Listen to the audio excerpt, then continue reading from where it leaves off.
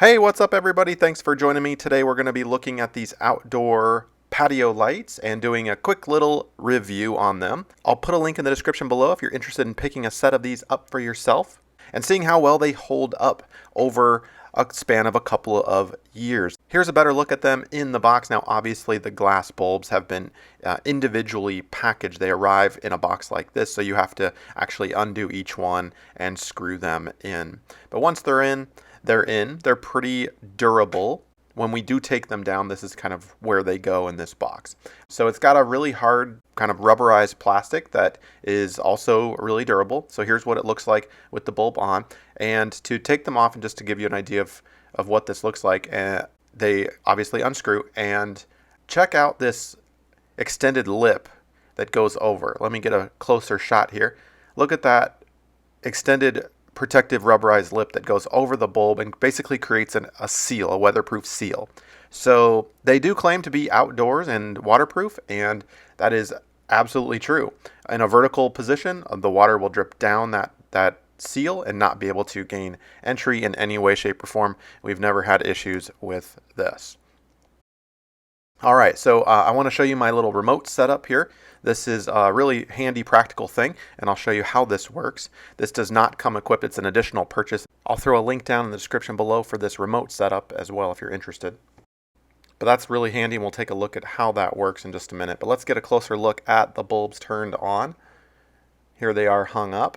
And I'll give you a handy little tip as well if you're thinking about hanging these.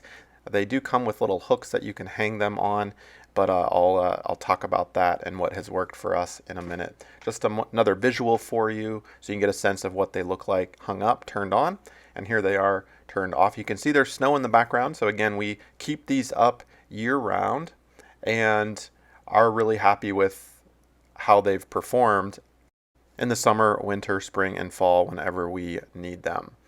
You can see here the plastic, the rubber is held up well. There's no brittle cracking or anything like that. Now my little tip here, if you're thinking about hanging these, I recommend hanging them by the actual cord somewhere as opposed to the little provided hooks. Can you see that? If they're outdoors during really cold temperatures, we've found that those have actually broken and snapped due to cold weather creating a failure in the rubber plastic. By the way, you can add on to these. You can see the end of this particular string of lights. You can add more if you want.